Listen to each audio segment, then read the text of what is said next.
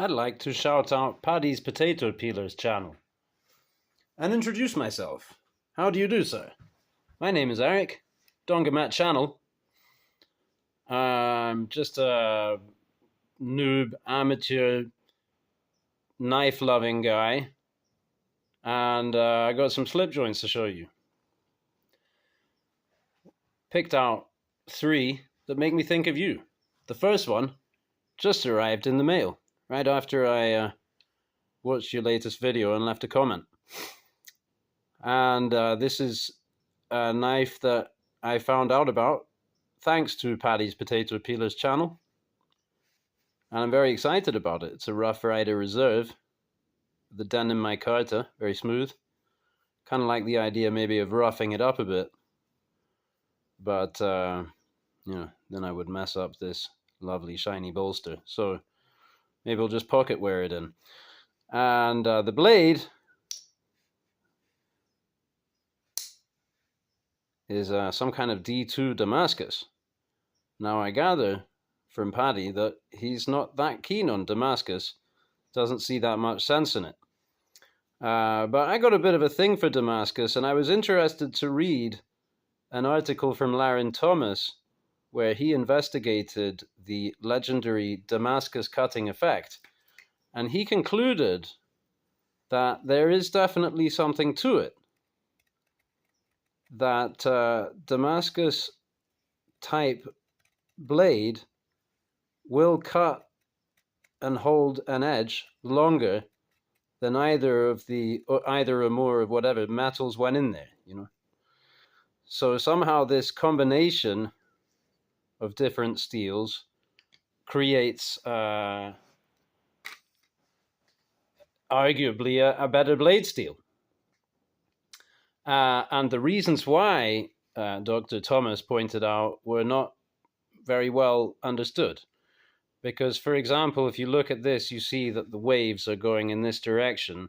So one might posit naturally that if the waves were going in that direction, that would give a more toothy effect, and toothier edge will retain for longer, all things being equal, than a polished edge. It'll cut for longer. But it doesn't make a difference, apparently, what pattern, what orientation of lines or whatever. So that's not it. So there's some kind of mystery there. And this wonderful knife. And I got into making knives in a very amateur way. I started out making this kind of thing. This is an old straight razor, very thick, Sheffield, probably over 100 years old. And so I made it into this ram's foot with sway. So yeah, these two are both working knives. I have no doubt. I know for a fact that this cuts very well with this sway back handle and the geometry that it has. It's almost a straight edge, but that little bit of sway there. If you're stripping a pole of bark or whatever, just whittling it down, works really well. So I expect that this may perform even better. Slightly different grind. This is really flat, isn't it? Or is that slightly hollow? It could be slightly hollow, in which case it's a very similar grind, because this is very slightly hollow. I flattened it out and then convexed it. So it's a flattened and convexed hollow grind. One of my favorites. Now, Paddy likes him a sow belly. So how about this one? Happy Halloween. As featured in my recent Halloween extravaganza short horror film. What can I say? I think this has fast become my favorite of all my case knives. I got a few. It's a noob collection, not an important collection. But for one thing,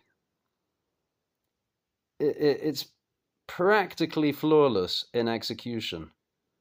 Seem to recall seeing some gapping somewhere, or maybe there was something that was there something? I mean, down here, if you look really hard, it's enough gap to tell you how flat it is.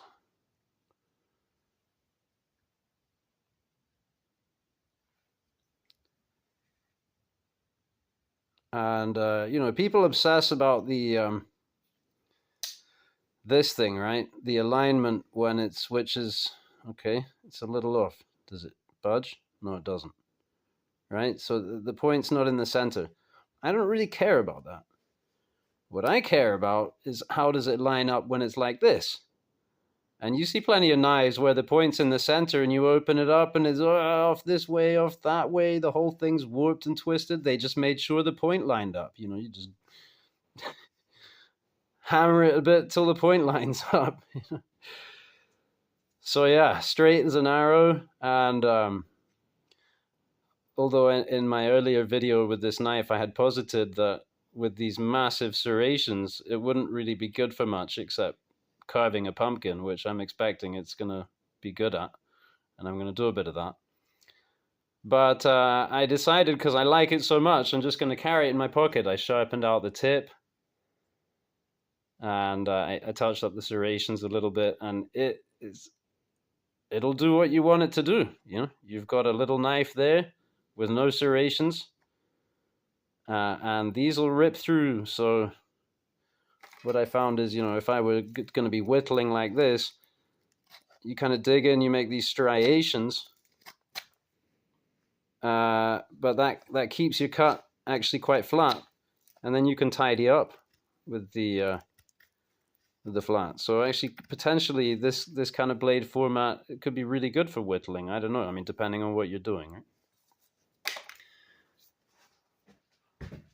So, back out of the way. Clean this up a little. So, third and final conversation piece for today is this Darriel Caston. And I went and grabbed this one because I'm pretty certain that this is the only slip joint in my collection that is a CNC machined knife.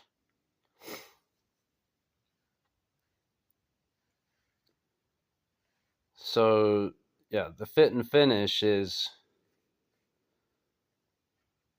therefore, you know, quasi-perfect, basically.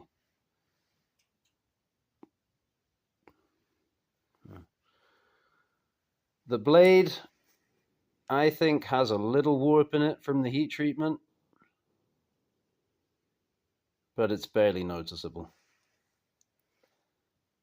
And the edge is straight. And it pretty much lines up. This is the Damasteel blade with the rocket. So I'm guessing that is, what is that? CNC, laser, something. I don't think that was done by hand, and I don't think it's a stamp. Could it be a stamp? I mean, a stamp would, like that, would presumably warp your blade. It would be trouble.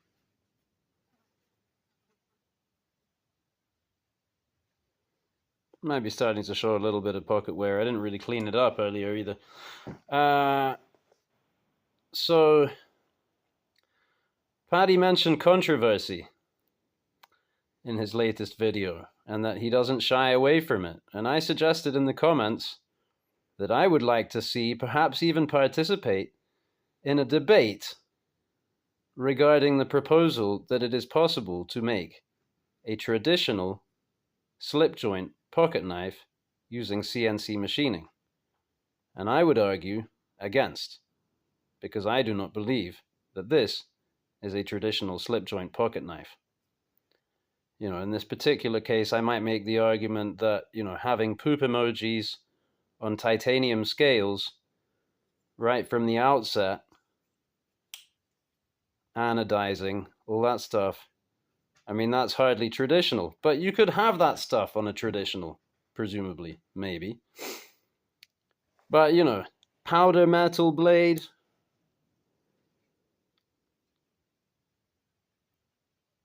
laser machining, CNC.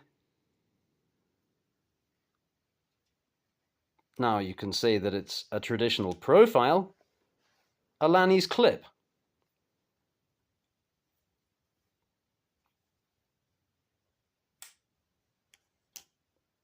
I rest my case. Thank you for watching, and thanks, Paddy, for giving me the heads up on this cool knife. Hasta luego.